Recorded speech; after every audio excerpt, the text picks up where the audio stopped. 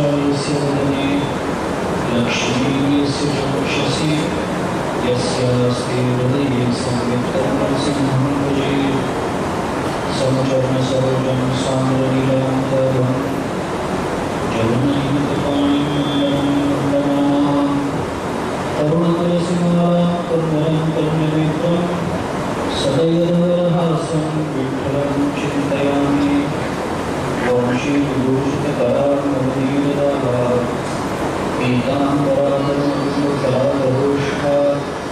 पूर्णेन्दुसुन्दरमुखारविन्दनेत्रा कृष्णात्परं किमपि तत्त्वमहं न जाने सच्चिदानन्दाय रूपाय विश्वोत्पत्त्यादिहेतवे तापत्रयविनाशाय श्रीकृष्णाय वयं नमः जन्माद्यस्य तोमयादितरतश्चाभीष्टविघ्नस्वराट् तेने ब्रह्मदायादिकवये मुह्यन्ति यत्सूर्यः तेजो वायुमृतां यथा विनिमयो यत्र त्रिसर्गो मृषा दाम्ना स्वेन सदा विरस्तभवतं सत्यं परं धीमहि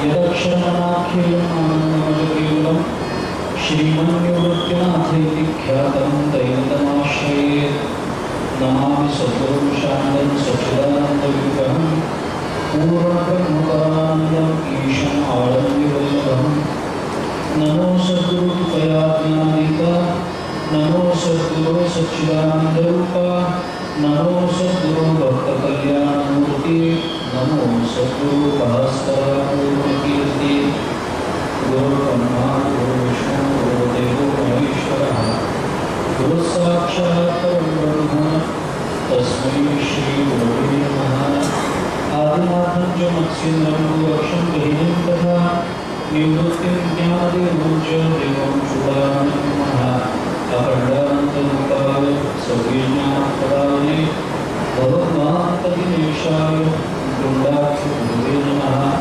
हरिकुण्डागुरुं चैव नारायणं गुरुं तथा महिपतिं च कुण्डाख्यं भानुदासं गुरुं नमः कुण्डलीकवरदाहरिविठ्ठल श्रीज्ञानदेव तुकाराम श्रीमद्भागवताच्या कथेला आरंभ केलेला आहे. श्रीमद्भागवत हे भगवत असलं तरी भागवताचा प्रतिपाद्य विषय फक्त परमात्मा हाच आहे. भागवताने इतर चरित्र सांगितली असतील, भागवताने इतर काही कर्माचा उपदेश केला असेल, भागवताने सदाचाराचा उपदेश केला असेल अथवा भागवताने ज्ञानाचा भक्तीचा अथवा योग साधनेचाही उपदेश केला असला तरी या सर्व साधनांच्या प्रतिपादनामध्ये भागवताला सांगायचं आहे ते फक्त भगवत तत्व हेच सांगायचं आहे.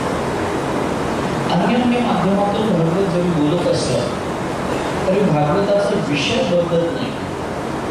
भागवताने प्रल्हादाचे चरित्र सांगो अथवा नारदांनी स्वतःचं चरित्र सांगो अथवा सुदामदेवाचं चरित्र येवो अथवा भगवंताच्या लीला येवो, भागवताला सांगायचा उद्देश फक्त भगवत चरणाविषयीचं प्रतिपादन करायचं आहे.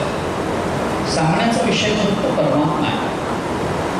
परमात्मा तत्वाच्या सगुण निर्गुण विग्रहाबद्दल जरी भागवत बोलत असलं तरी भगवंताच्या सगुण विग्रहाबद्दल आपल्याला निरतिशय प्रेम निर्माण झालं पाहिजे ही भागवताची अंतरंग अपेक्षा आहे. त्यामुळे भागवत आपल्याला जे बोलतं ते आपल्या जीवनाच्या कल्याणाचं बोलतं. भागवत आपल्याला जे बोलतं ते फक्त भगवंताबद्दल बोलतं. ते भागवताच्या साधारण कथेचा आणि भागवत पदाचा विचार काय आपण करून आलो. भागवत हे नेमकं काय आहे, मानवी कल्याणाचा विचार भागवत सांगतं म्हणजे नेमकं काय सांगतं. भागवतामध्ये भागवत म्हणजे भगवंताचे शब्दरूप, भगवंताचा शब्दरूप आविष्कार आहे. शब्दरूप परमात्मा म्हणजे भागवत आहे. भागवत आपल्याला काय शिकवतं, भागवत आपल्याला कोणत्या पद्धतीने शिकवतं याचा विचार आपण करून आलो. भागवताने आपल्याला जो उपदेश केला तो उपदेश आपल्या भिन्न भिन्न पद्धतीतून जगण्याच्या हेतूचं चिंतन करणारा उपदेश आहे. माणसाने जीवन जगावं ते जसं जमेल तसं जगावं. जगण्याच्या बाबतीत तडजोड चालते पण जगण्याच्या हेतूच्या बाबतीत तडजोड चालत नाही. या जगतामध्ये जो जो कोणी जीव जन्माला येतो त्या सर्व जीवांचा जीवन जगण्यामागचा हेतू एकच असतो, आपल्याला सुखाची प्राप्ती झाली पाहिजे, आपल्याला आनंदाची प्राप्ती झाली पाहिजे. प्रत्येकाचा हेतू हा आहे. आपण कथेला येऊन बसलो तरी आपल्या मनात तोच विचार आहे, आपल्याला आनंद मिळाला पाहिजे. आपण जेवण करतो, आपण फिरायला जातो, आपण चांगले कपडे परिधान करतो, या सगळ्याला कारण काय असेल तर आम्हाला आनंद झाला पाहिजे, आम्हाला सुख मिळालं पाहिजे, एवढीच आमच्या जीवनाकडून अपेक्षा आहे. सुखाच्या अपेक्षेनं प्रयत्न करणारा प्रत्येक जीव जन्माला आल्यापासून मरेपर्यंत जरी सुखाच्या प्राप्तीकरता प्रयत्न करत असला तरी आयुष्याच्या अंती जेव्हा त्याला असं विचारलं जातं की आयुष्यभर ज्या सुखाकरता आपण प्रयत्न केला ते सुख आपल्याला मिळालं का, त्याचं उत्तर होकारार्थी येत नाही. त्याचं कारण भगवताने आपल्याला जे शिकवलं, त्याचं कारण भगवताने आपल्याला जे सांगितलं, या सगळ्याचा थोडा बारकाईने विचार केला तर आपल्याला असं लक्षात येतं, आपण जे जीवन जगलो ते आपल्याला सुख मिळावं म्हणून जगलो, म्हणून आपल्याला सुख मिळालं नाही. भागवताचं सार सर्वस्व काय असेल त्याचा थोडा विचार सांगा. आजन्म सुखाकरता प्रयत्न करणाऱ्याला सुख मिळालं का या प्रश्नाचं उत्तर होकारार्थी का देता येत नाही, त्याचं हे कारण आहे. आपण जो सुख मिळवण्याचा प्रयत्न केला ते आपल्याला सुख मिळावं म्हणून केला. आपण जर जन्मामध्ये इतरांना सुख मिळावं म्हणून प्रयत्न केला असता तर कदाचित सुख मिळालं का या प्रश्नाचं उत्तर आपल्याला होकारार्थी देता आलं असतं. आम्ही आमच्या सुखाकरता प्रयत्न करतो, पण आमचा प्रयत्न हा इतरांना सुख देण्याकरता असला पाहिजे. भागवताने आपल्याला याचं थोडं अधिक व्यापक चिंतन सांगताना असं सांगितलं, इतरांना सुख देण्याकरता प्रयत्न करा म्हणजे काय करा, काही नाही, परमात्म्याला सुख मिळावे एवढ्याकरताच प्रयत्न करा. भक्तिशास्त्र दोन भावना बोलून दाखवतं. एक स्वसुख सुखित्व ही भावना आहे आणि दुसरी तत्सुख सुखित्व ही भावना आहे. आपण आपलं जीवन जगतो, या जगण्यामध्ये आपण रोज देवपूजा करत असू, आपण भजन करत असू, आपण चांगले कपडे परिधान करत असू, आपण अमुक करत असू, तमुक करत असू, या सगळ्या गोष्टी कशा करता करायच्या, कशा करता, याचं उत्तर एकच आहे, आम्हाला सुख मिळावं म्हणून हे सगळं करायचं नाही आहे, परमात्म्याला सुख मिळावं म्हणून हे सगळं करायचं. हे मुद्दा एवढ्याकरता बोलतो की गोपिका जे जीवन गोकुळामध्ये जगल्या त्या सगळ्या गोपिकांनी जो साज शृंगार केला तो स्वतःला सजवण्याकरता केला नाही, म्हणून त्यांचं जीवन सजलेलं होतं.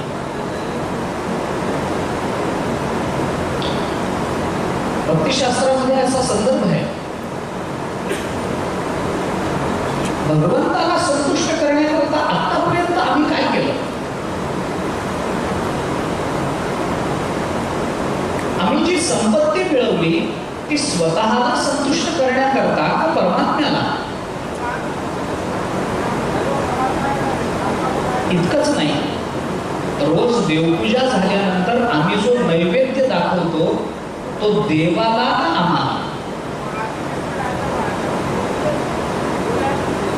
आम्ही नैवेद्य देवाला दाखवतो, रोज दाखवतो, पण एकदा तरी देवाला असं आपण विचारलंय का की देवा तुम्हाला आज काय खाण्याची इच्छा आहे, काय आज तुम्हाला काय खावंसं वाटतं, तुम्हाला काय हवं, आज मी काय करू तुमच्याकरता. रोज गोड खाऊन कंटाळा आला असेल तर वेगळं काही करू काय. उन्हाळ्याच्या दिवसामध्ये झोपताना आपल्या उशाशी थंडगार पाण्याचं तांब्या भांड आपण ठेवतो, रात्री जाग आली तर आपल्याला थंड पाणी मिळालं पाहिजे, एकदा तरी उन्हाळ्याच्या दिवसात झोपायला जाताना देवघराशी तांब्या भांड भरून ठेवलंय काय? हा भाव आमच्या अंतःकरणात निर्माण झालाय का की रात्री देवाला जर वाटलं थंड पाणी प्यावं तर भगवंताला थंड पाणी मिळालं पाहिजे हे त्याच्याकरता आम्ही काही कधी केलंय का? थंडीच्या दिवसामध्ये कडाक्याची थंडी पडलेली असताना एकावर एक 2 रजया घेऊन आम्ही झोपतो. एकदा तरी झोपायला जाताना थंडीच्या दिवसात देवघराजवळ एखादी शाल ठेवण्याची बुद्धी आम्हाला झाली काय? आम्ही आमच्याकरता जगलो, आम्ही देवाकरता जगलो नाही. देवाने आम्हाला जे जीवन दिलं ते देवाकरता समर्पित करायचं असेल तर देवाकरता म्हणून आतापर्यंत आम्ही काय केलं? आणि जर देवाकरता काही केलंच नाही तर आयुष्याच्या शेवटी सुख मिळालं का या प्रश्नाचं उत्तर होकारार्थी कसं येईल? भक्तिशास्त्रामध्ये कथा येते, भगवान श्रीकृष्णांना भेटण्याकरता अर्जुन एकदा द्वारकेमध्ये गेला. भगवंताच्या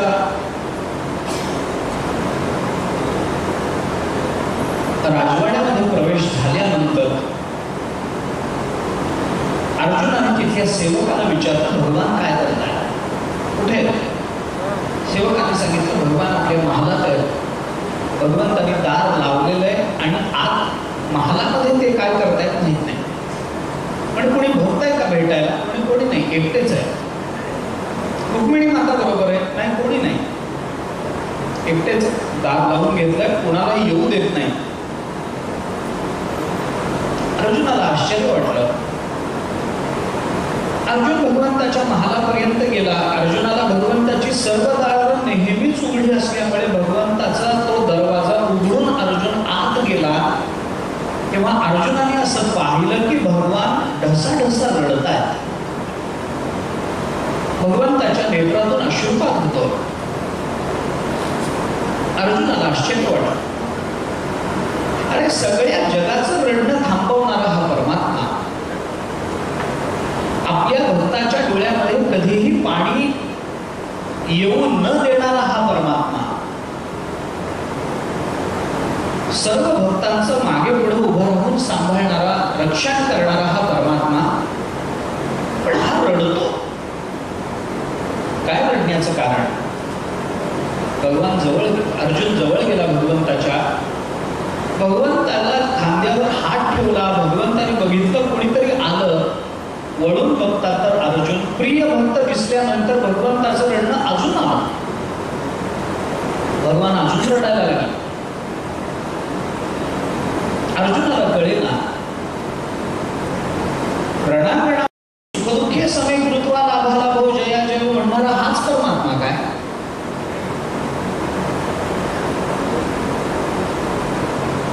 आपल्या अंतःकरणातला सगळा मोह निवृत्त झाला पाहिजे म्हणून मला सांगणारा हाच परमात्मा काय? शोक करू नकोस, मा शुचः सर्वधर्मान् परित्यज्य मामेकं शरणं व्रज अहं त्वा सर्व पापेभ्यो मोक्षयिष्यामि मा शुचः. शोक करू नकोस म्हणून मला सांगणारा हाच परमात्मा काय? नाही, शहाणे लोक शोक करत नाहीत. इथपासूनच गीतेचा प्रारंभ करणारा हाच परमात्मा काय?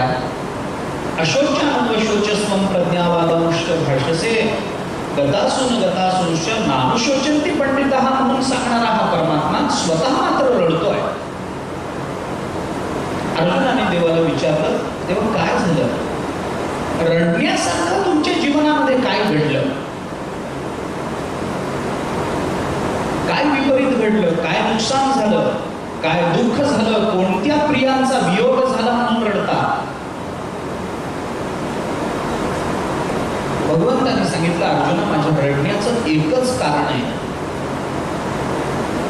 म्हणजे सांगा देवा, काय कारण? का रडता? भगवंताने सांगितलं, काय नाही अर्जुना, आज सकाळी उठल्यापासून माझ्या डोळ्याला धारा चालू आहे, डोळ्यातून धारा चालू आहे. आणि कशा करता? स्वप्न वाईट पडलं काय? भगवान म्हणाले, मला स्वप्न पडत नसतं. रडण्यासारखं काय? भगवंताने सांगितलं, काही नाही, आज सकाळी उठल्यापासून गोकुळातले गोपिकांची आठवण होते म्हणून रडतोय. गोपिकांची आठवण होते. असं वाटतं की गोपिकांना भेटावं, पुन्हा त्यांच्याबरोबर खेळावं, नाचावं, पुन्हा त्यांच्या खोड्या कराव्या, त्यांच्या घरी चोऱ्या कराव्या, त्यांच्या हातचा दहीभात खावा, गायींच्या मागे धावावं. हे सगळं करण्याची इच्छा आहे. सकाळपासून त्याचं स्मरण होत आहे. गोकुळातल्या गोपिकांचं स्मरण होतं म्हणून डोळ्यातलं पाणी खंडत नाही. अर्जुन म्हणाला, तेव्हा इतक्या क्षुल्लक कारणाकरता तुम्ही रडता हे मनाला पटत नाही. अहो, गोपिका काय तुम्हाला कुठे मिळतील? द्वारकेत गोपिका नाहीत का? गोपिकांच्या संबंधानं ज्या पतिभावानं तुम्ही आतापर्यंत राहिला, तो पतिभाव 16,108 स्त्रियांच्या बाबतीत तुमच्या अंतःकरणामध्ये आहे ना. मग त्याच गोपिकांचं स्मरण करून रडण्याचं कारण काय? इतरत्रच्या गोपिका जपवा, पुन्हा रास करा, त्यांच्याबरोबर पुन्हा खेळा. भगवान म्हणाले, नाही अर्जुन, इतरत्र माझे भक्त नाही तसं नाही, पण गोकुळातल्या गोपिकांची सर इतर भक्तांना येत नाही. नारद महर्षींनी सुद्धा आपल्या भक्तीचं लक्षण सांगितल्यानंतर त्या लक्षणाला अनुकूल प्रमाण देताना यथा व्रजगोपिकांना असं सूत्र सांगितलं. नारदस्तु समर्पिता अखिलाचारिता तद्विस्मरणे परमव्याप्लते इति अस्ति एवं एवं यथा व्रजगोपिकांना. गोकुळातल्या गोपिकांसारखी भक्ती कोणी करत नाही. त्यांच्या भक्तीला अंतपात नाही. त्यांच्या प्रेमाचा थांब लागत नाही. भगवंताच्या सर्व भक्तांमध्ये अलौकिक भक्त पण असतील तर त्या गोकुळातल्या गोपिका आहेत. अनिर्वचनीय प्रेम त्याने भगवंतावर केलं. स्वतः कबीर महाराजांनी एका दोह्यामध्ये या गोपिकांचं भगवंतावर किती प्रेम होतं हे सांगताना जे परिमाण सांगितलंय ते परिमाण आपल्याला त्या प्रेमाची जाणीव करून देतो. काशी क्षेत्रामध्ये कबीर महाराज राहत होते आणि एके दिवशी भजन करत मंदिरामध्ये चाललेल्या कबीर महाराजांच्या मागे काही लोक लागले आणि त्या लोकांनी कबीर महाराजांना विचारलं, महाराज तुम्ही भगवंताच्या भक्तीमध्ये इतके तल्लीन होता, ही भक्ती कशी असते आणि कशी करावी लागते हे आम्हाला शिकवाल काय? कृपा करा, आम्हाला हे शिकवा. देवावर प्रेम कसं करायचं असतं? प्रेम म्हणजे काय असतं? त्या प्रेमाचं नक्की सूत्र काय? त्या प्रेमाची व्याख्या काय? त्या प्रेमाच्या प्राप्तीकरता कोणती साधन परंपरा आम्ही अवलंबली पाहिजे? अंतःकरणात भगवत चरणाविषयीचं प्रेम निर्माण व्हावं याच्याकरता नियत साधनांचा नेमका कोणता विचार? भगवंतावर प्रेम कसं करायचं असतं तुम्ही आम्हाला सांगा. जेव्हा ही मंडळी फारच मागे लागली तेव्हा कबीर महाराजांनी मागून येणाऱ्या लोकांना थांबवलं. त्यांच्याकडे वळून कबीर महाराज म्हणाले, अरे का माझ्या मागे येता? काय हवं तुम्हाला? म्हणजे भगवंतावर प्रेम कसं करायचं असतं आम्हाला सांगा. कबीर महाराज त्या लोकांना म्हणाले, तुम्हाला प्रेम बघायचंय का? मग माझ्या मागे येऊ नका. कबीर महाराजांनी त्या लोकांना सांगितलं, कबीर कबीर क्या कहे ज्या जमुना के तीर. तुम्हाला खरं प्रेम बघायचंय ना, मग कबीर कबीर करत माझ्या मागे येऊ नका. तुम्हाला जर खरं प्रेम बघायचं असेल तर यमुनेच्या तीरावर जा, तिथं गोपिका भगवान श्रीकृष्णावर जे प्रेम करतात ते प्रेम पहा. म्हणजे असं काय ते प्रेमामध्ये अलौकिक आहे? कबीर महाराजांनी त्याचं उत्तर दिलं, कबीर कबीर क्या कहे ज्या जमुना के तीर एक गोपी के प्रेम में बह गए कोटी कबीर. कबीर महाराज सांगतात, अरे तिथल्या एका एका गोपिकेच्या प्रेमामध्ये माझ्यासारखे कोट्यावधी कबीर वाहत गेले. इतकं प्रेम एका एका गोपिकेने केलं. भगवंताच्या त्या भक्तांच्या बाबतीत तुलना नाही होऊ शकत. भगवान श्रीकृष्ण अर्जुनाला म्हणाले, अर्जुना सकाळपासून मला गोकुळातल्या गोपिकांचं स्मरण होतं. अर्जुन म्हणतो देवा असं काय त्या गोपिकांमध्ये विशेष आहे? त्याचं उत्तर देताना भगवान श्रीकृष्ण जे बोलले तेवढाच विचार मला आता आपल्यासमोर ठेवायचा आहे आणि पुढे जायचं. भगवान श्रीकृष्णाने अर्जुनाला सांगितलं, निजांतमपि या गोप्यो ममेति समुपासते ताभ्याम करुण मे किंचित निगूढ प्रेम भाजनम. भगवान म्हणाले, अर्जुना, गोकुळातल्या गोपिकांची बरोबरी मी इतर भक्तांची करू शकत नाही. त्यांचं सगळंच वेगळं होतं. निजांतमपि या गोप्यो ममेति समुपासते. त्या गोपिकांनी जे जे काही केलं ते सगळं माझी उपासना म्हणून केलं. त्यांना सांगावं लागलं नाही, तया सर्वात्मका ईश्वरा स्वकर्म कुसुमांची विरा. माझ्या अपार दोषाकरता त्यांची प्रत्येक क्रिया कारण ठरली. कारण त्यांनी श्वास घेतला तो स्वतः जिवंत राहावं म्हणून घेतला नाही. त्यांनी स्वयंपाक बनवला, आपण कुणाची तरी पत्नी आहोत, आई आहोत म्हणून कर्तव्य कर्म करण्याकरता नाही बनवला. इतकंच नाही अर्जुना, त्या गोपिकांनी स्नान केलं, त्या गोपिकांनी विविध रंगाची वस्त्र परिधान केली, त्या गोपिकांनी आपल्या गळ्यामध्ये विविध पद्धतीचे अलंकार धारण केले. इतकंच नाही, त्या गोपिकांनी आपल्या कपाळाला जे कुंकू लावलं ते सुद्धा कर्तव्य म्हणून लावलं नाही. मग भगवान म्हणाले, अर्जुना, त्या गोपिकांनी स्नान झाल्यानंतर कपाळाला जे कुंकू लावलं ते कुंकू सौभाग्याचं लेणं म्हणून लावलं नाही, तर आपलं कुंकू न लावलेलं कपाळ भगवान श्रीकृष्णाला बघायला आवडणार नाही म्हणून लावलं.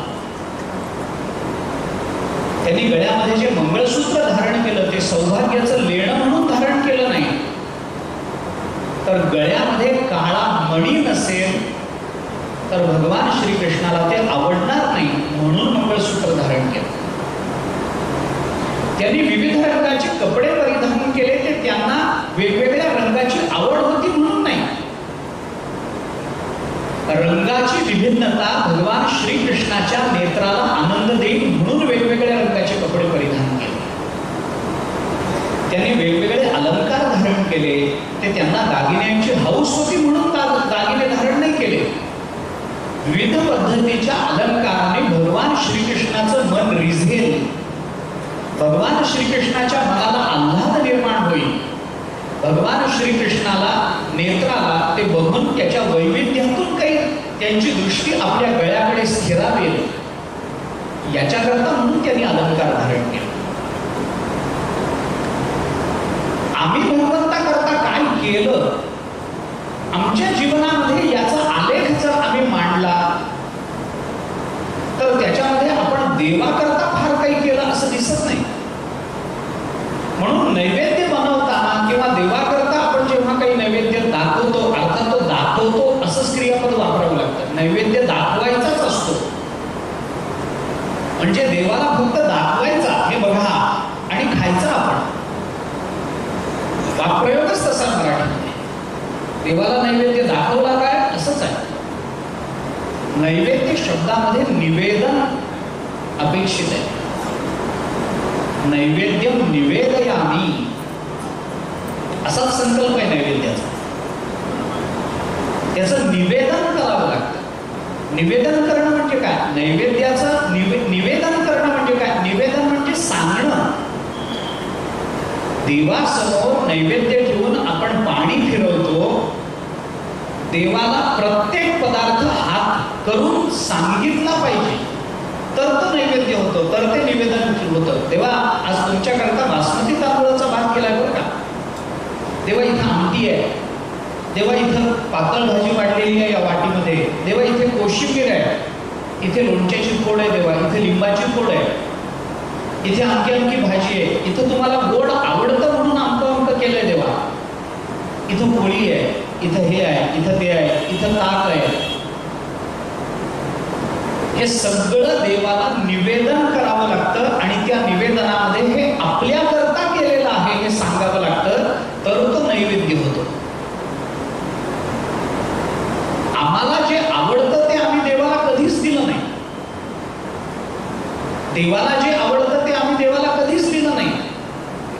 उलट आम्हाला जे आवडतं ते देवाला आवडावं अशी अपेक्षा करत आम्ही नैवेद्य बनवत राहील. कारण आम्हाला माहिती आहे देवाला दाखवल्यानंतर ते आम्हालाच खायचंय, मग आम्हाला जे आवडतं ते देवाला दिलं पाहिजे. पण मी थोडं पुढे बोलतो. भागवत आम्हाला याच्या पुढे जाऊन वेगळं शास्त्र सांगतं. ठीक आहे, देवाला काय आवडतं याचा संवाद जर आम्हाला भगवंताशी साधता येत नसेल आणि देवाला जे आवडतं ते आम्हाला जर देता येत नसेल तर ठीक आहे, आम्हाला जे आवडतं ते तरी आम्ही देवाला दिलंय काय? आम्हाला जे आवडतं ते तरी आम्ही नक्की देवाला दिलंय का? नाही ना, नाही. अहो, देवाला ज्या तांदूळाचा भात करून द्यायचा असतो ते तांदूळ सुद्धा वेगळे असतात बघा. आम्ही खातो त्या तांदूळात देवाचा भात होत नाही. देवाच्या भाताचे तांदूळ वेगळे असतात. घराघरामध्ये वेगळा डबा असतो त्याचा. ओटीत आलेले, जाडे भरडे, कोणत्याही एका जातीचे नसलेले असे सगळे तांदूळ त्या डब्यात असतात आणि त्याचा वाटीभर भात देवाला जातो. मी म्हणतो या लौकिक गोष्टी सोडून द्या.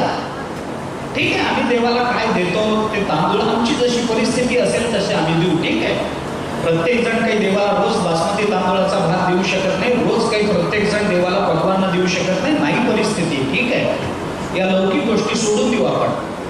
पण प्रामाणिकपणाने याचा विचार आपण केलाय का की खरंच आपण देवाला जे आवडतं ते देऊ? आपल्याला काय आवडतं याचा विचार करा. ते आपण देवाला दिलंय का? तेही दिलं नाही. मी गंमत सांगतो एका वाक्यामध्ये. आपल्याला सगळ्यात जास्त काय आवडत असेल तर आपला संसार, याच्या पलीकडे माणसाला दुसरं काही आवडत नाही. आणि संसारच जर आपल्याला आवडत असेल तर तो देवाला देण्याचा कधी प्रयत्न केलाय का? तुका म्हणे घालू तयावरी भार, वाहू हा संसार देवापायी, असं झालंय का कधी? आम्हाला जे आवडतं तेही आम्ही देवाला देत नाही आणि आम्हाला जे आवडत नाही तेही आम्ही देवाला देत नाही. जोपर्यंत आम्ही काही देत नाही तोपर्यंत आम्हाला मिळवण्याचा अधिकार राहत नाही.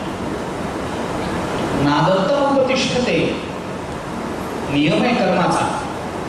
दिल्याशिवाय जगामध्ये मिळत नसतं. काहीतरी द्या तर काहीतरी मागायचा अधिकार राहील, काहीतरी मिळवण्याचा अधिकार राहील. काय देता येईल आम्हाला देवाला? सर्वोत्कृष्ट असं काय देता येईल? परमात्म्याकडून आम्हाला आमच्या जीवनातलं, या जगतातलं सर्वोत्कृष्ट जर अपेक्षित असेल तर आमच्या जीवनातलं सर्वोत्कृष्ट असं आम्ही काय देऊ शकतो? काहीतरी द्यावं लागेल तर मिळवण्याचा अधिकार राहील. ना दत्तम उपतिष्ठते, कालिदासाचं वचन आहे.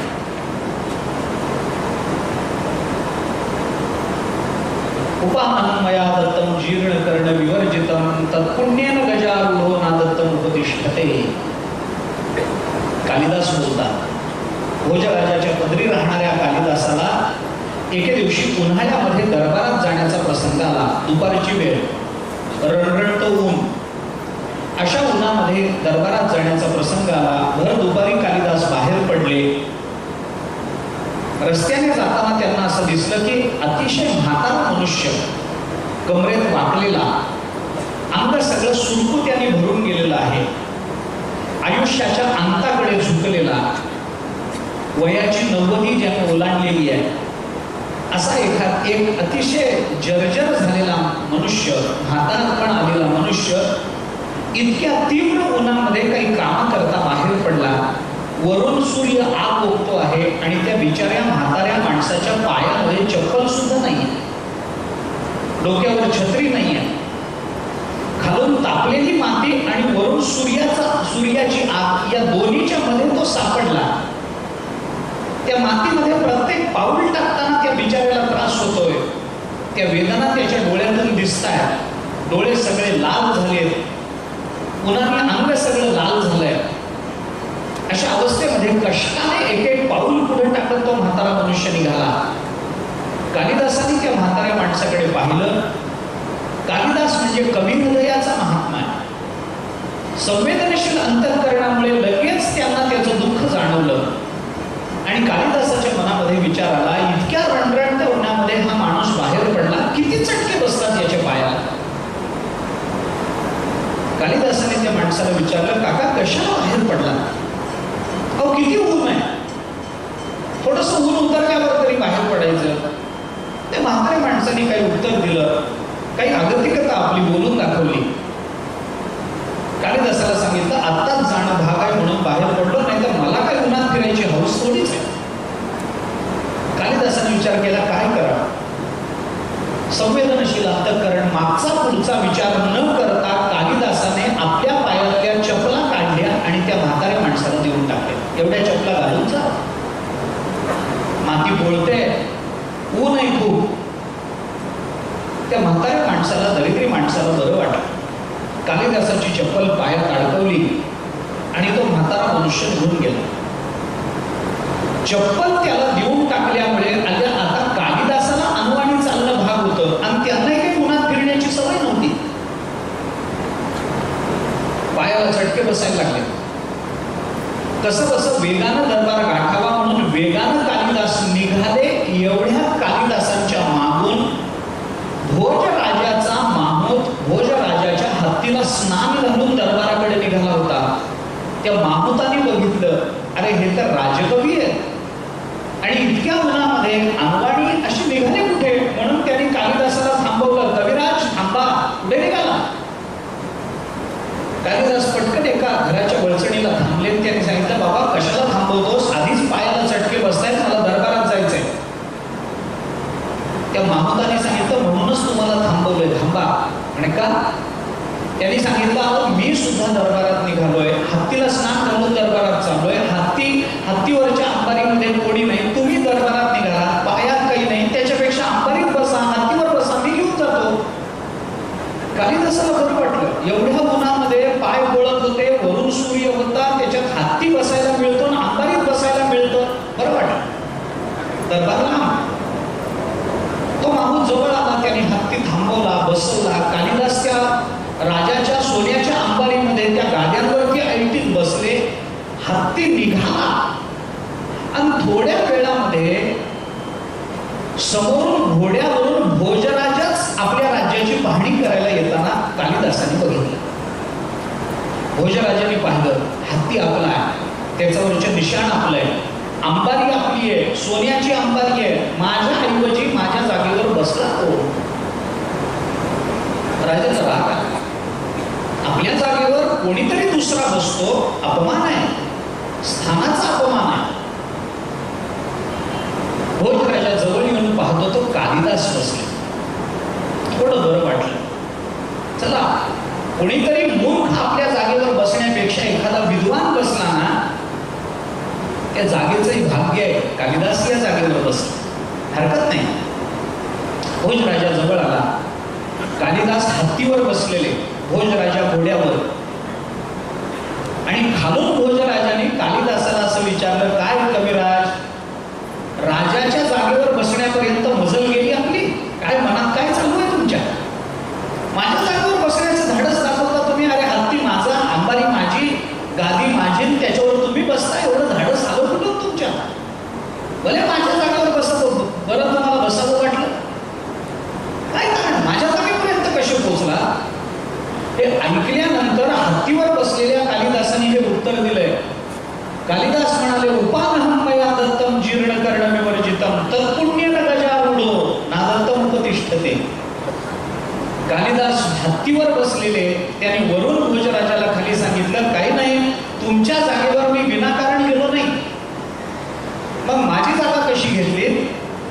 कालिदासाने सांगितलं, काही नाही, माझ्या पायातल्या वाहना मी दिल्या. उपानहं, उपानहं म्हणजे चप्पल, त्याचं द्विवचन केलं, उपानहं मया दत्तम, मी देऊन टाकल्या त्या वाहना. कशा होत्या? जीर्ण, वापरलेल्या होत्या, काही नवीन कोऱ्या करकरीत घेऊन दिल्या नाहीत कोणाला, वापरलेल्या, जीर्ण. कर्णविवर्जितम, कर्णविवर्जित म्हणजे ज्याचा अंगठाही तुटलेला होता, अशा वाहना मी पायात घालून निघालो होतो. म्हातारा माणूस मला दिसला म्हणून पायातल्या वाहना, जीर्ण कर्ण विवर्जित झालेल्या वाहना मी कुणाला तरी देऊन टाकल्या, तर अन्यायमुळे राजाची जागा मिळाली का? कारण जगाचा नियम आहे नादत्तम उपतिष्ठते, दिल्याशिवाय जगात काही मिळत नाही. भागवत आम्हाला द्यायला शिकवतात. वस्तू रूपाने आम्ही कुणाला काय देतो याच्या बरोबरीनं तत्व रूपाने आम्ही कुणाला काय देतो किंवा आम्ही भगवंताला काय देतो याचा विचार भागवत आम्हाला शिकवतो. तत्वाचं परिपालन आणि तत्वाचं प्रतिपादन या दोन गोष्टी भागवताने आम्हाला शिकवल्या. तत्वाचं प्रतिपादन संतांच्या मुखातून येतं आणि तत्व परिपालनाच्या बाबतीत भागवताने भक्तांची निवड केली.